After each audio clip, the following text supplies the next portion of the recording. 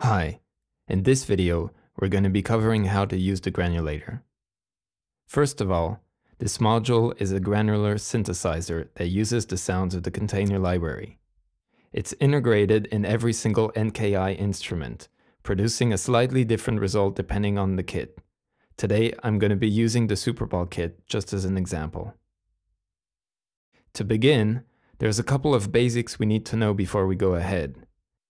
As you maybe already know, granular synthesis is based on the repetition of a sound, a certain amount of time per second to a certain frequency.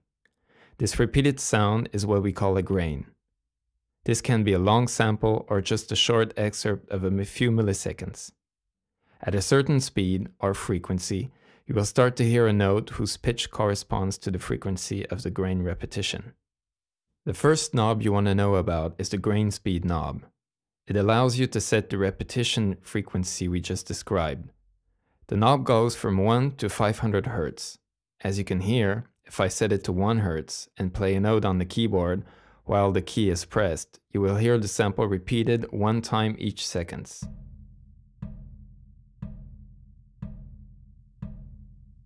If I set it to 10 Hz, the note is repeated 10 times per second.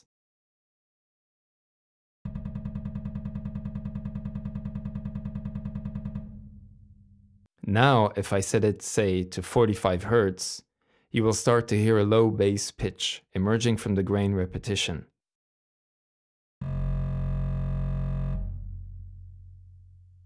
That is granular synthesis.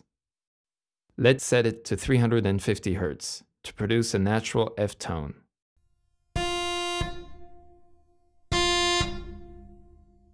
Note that the original pitches of the sample themselves have absolutely no consequences on the pitch you hear with the granular synthesis, but influences the sound spectrum by creating formant peaks.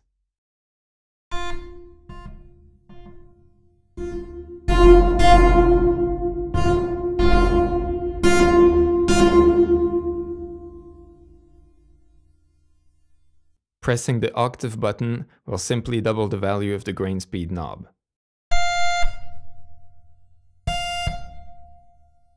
So by a matter of fact, you can push it to 1000 Hz.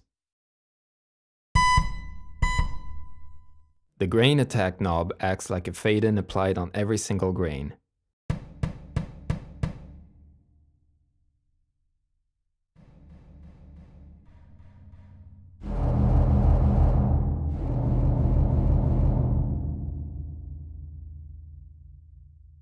It goes from 1 to 500 milliseconds. The higher you set the knob, the smoother will be the sound texture.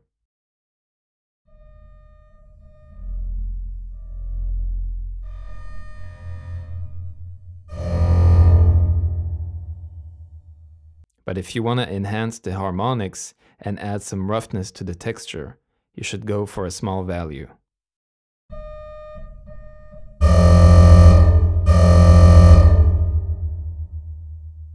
The grain size knob allows you to set the grain duration in milliseconds. Its range can vary depending on the instrument you use. For the Superball hits, it goes from 1 to 5000 milliseconds. The resulting spectrum highly depends on this parameter.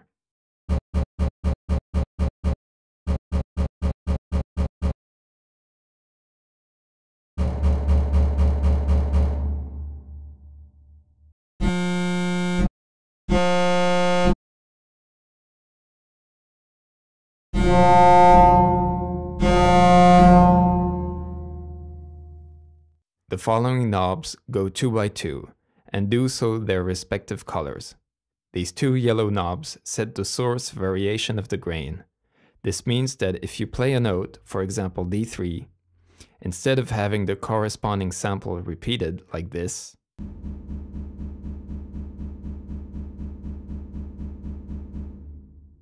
the Granulator plays randomly various notes around the D3 like that.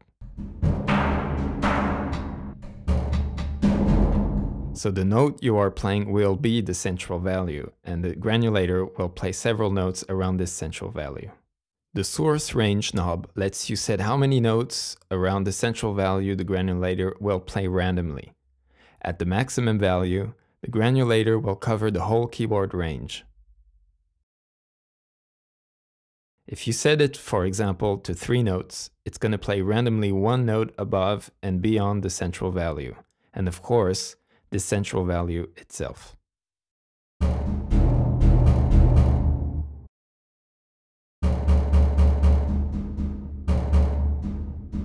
The source random knob sets the amount of randomness performed by the granulator. So if it's set to 100%, each note will be different.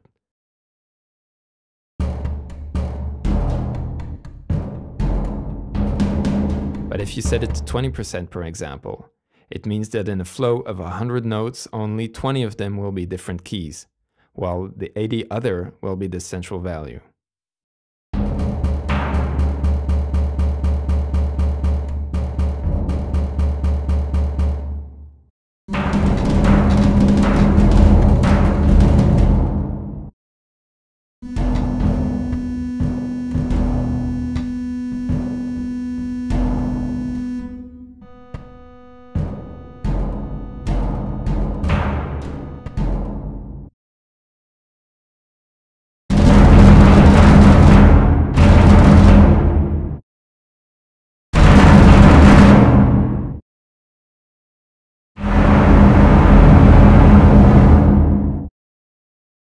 The velocity knobs work exactly the same way. It makes a random variation on the MIDI velocity, which means that the sample source will also be different, depending on how many velocity layers the notes have. This also has, of course, a repercussion on the audible intensity. Here, the central value corresponds to the velocity you play on the keyboard. The granulator will randomly play different velocities around this central value, just like if you were playing at different levels on the Kontakt keyboard. So if you set it to 100% of velocity range, the granulator will cover the whole velocity range.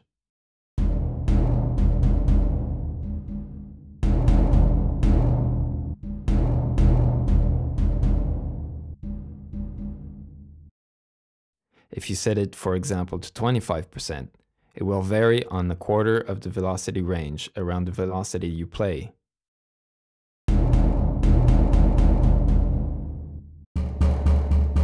The velocity random knob sets the randomness amount of this derivation.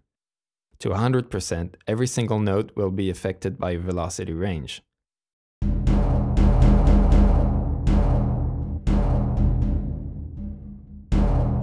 Set to 50%, on 100 repeated notes, 50 will be affected while the other 50 will match the central velocity.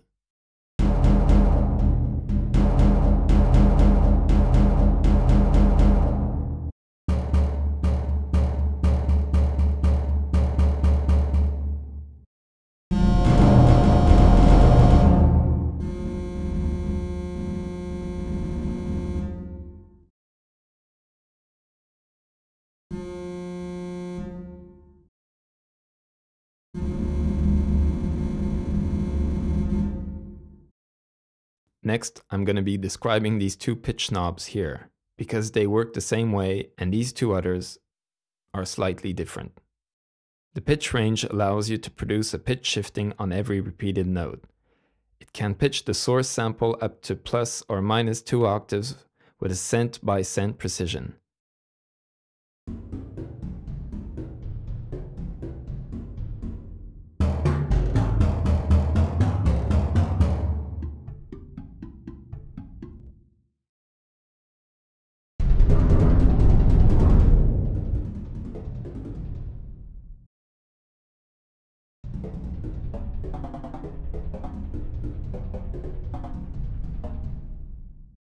Once again, the pitch randomness amount sets the number of affected notes to a total of 100.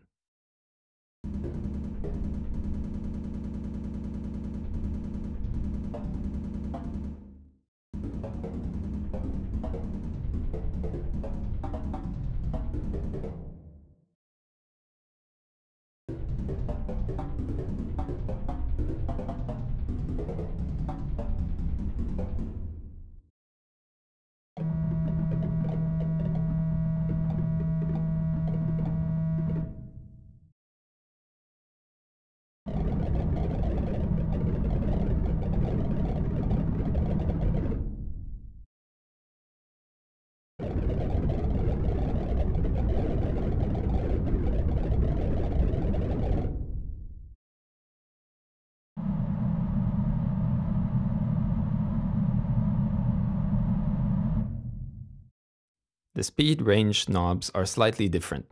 They create a speed derivation around the central value, which is the grain speed knob value. This means that if you set the grain speed knob, say to 4 Hz, the speed range button will introduce an irregularity on this 4 Hz flow. The depth of this irregularity will depend on the value in percentages of the speed range button. If it's set to 100%, its maximum depth will be 100% of the grain speed value, 4 Hz, which is a quarter of seconds. Then the repeated notes can either be delayed or forwarded of a quarter of seconds.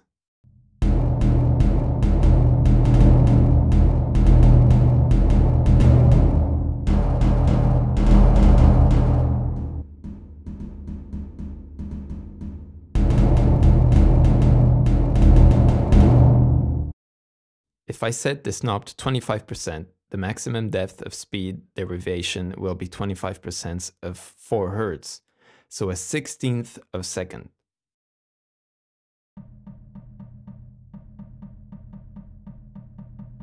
Once again, the randomness knob sets the quantity of repeated notes that will be affected by the speed derivation.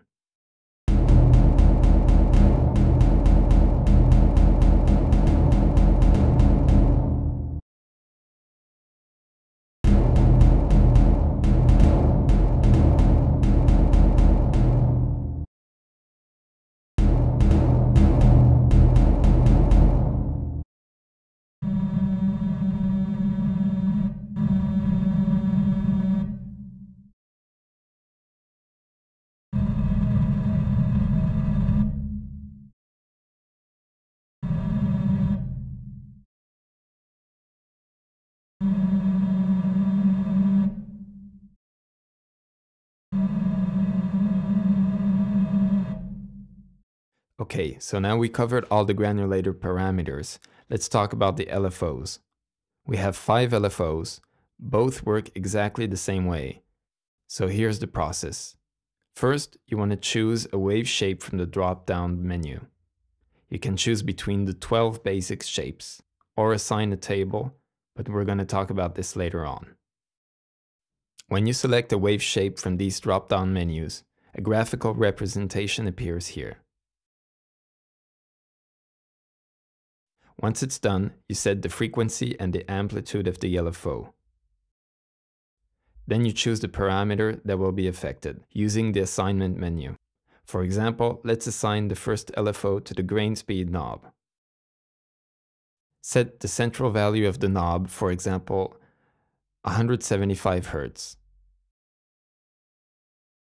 Then launch the LFO using the On button. You can now see the actual affected value represented by the light ring, oscillating around the central value. Use the octave and sub buttons to multiply or divide the LFO frequency by 2.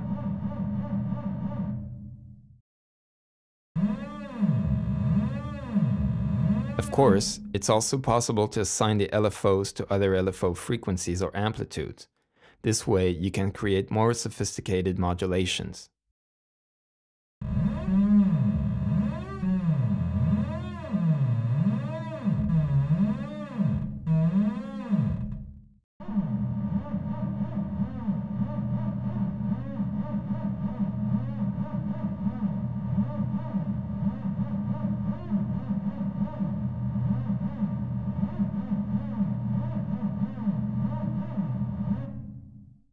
You can also draw your own custom wave shape using the tables.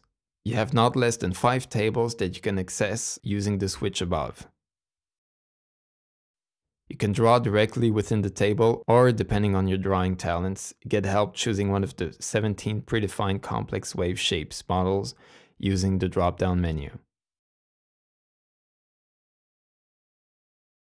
To assign a table wave shape to an LFO, use the LFO waveshape menu to select the corresponding table.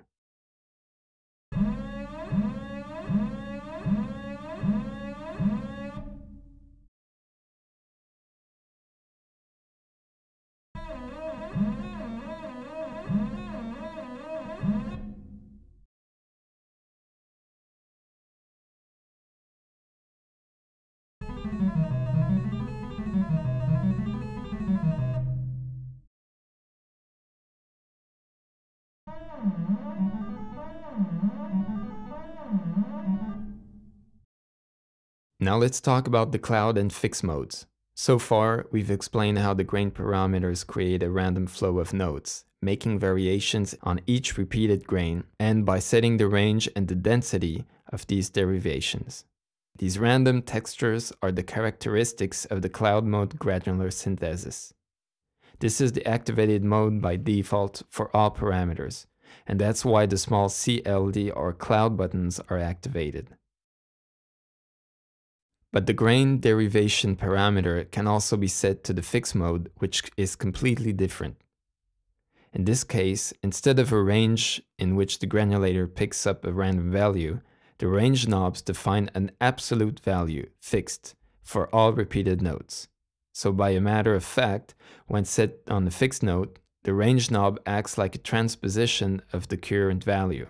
In this mode, the randomness amount knob is useless. The fixed mode is mainly designed to interact with the LFOs. When combined to an LFO, this can produce a sweeping on all range of the parameters, whose range depends on the LFO amplitude. The position of the range knobs define the center of these sweepings. When the source parameter is set to the fixed mode, this makes a sweeping across the keyboard. The source range knob defines the central key for this sweeping. You will need to assign an LFO to produce the actual sweeping.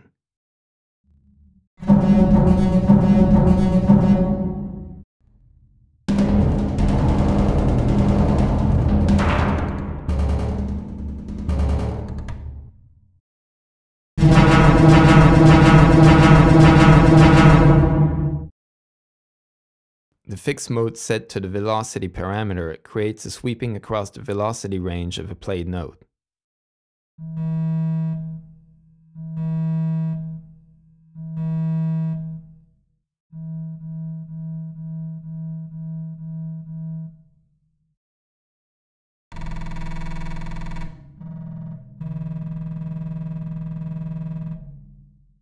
The fixed mode affected to the pitch parameter produces a sweeping on the transposition of the grain sample source.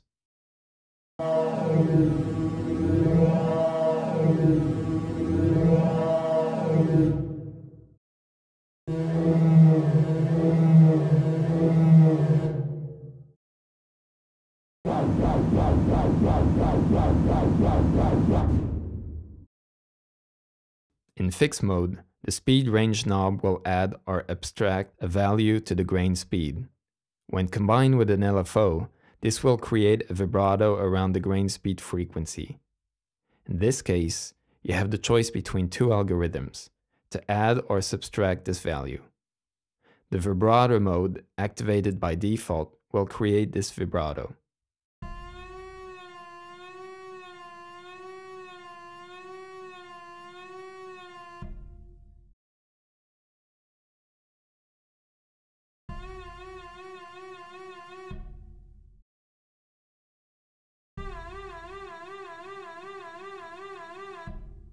The scream algorithm obtained with the SKR button will produce a more noisy combination.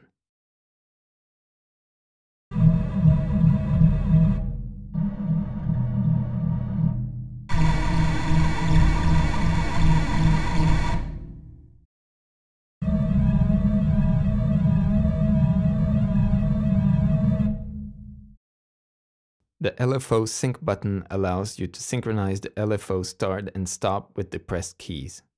To end this video, let's talk about the tuner mode buttons. These two algorithms define the way the granulator interacts with the tuner of the third panel. In mode 1, the granulator affects the samples after the tuner, while in the second mode, the tuner goes after the granulator, which produces a slightly different texture. Let's illustrate this with an example.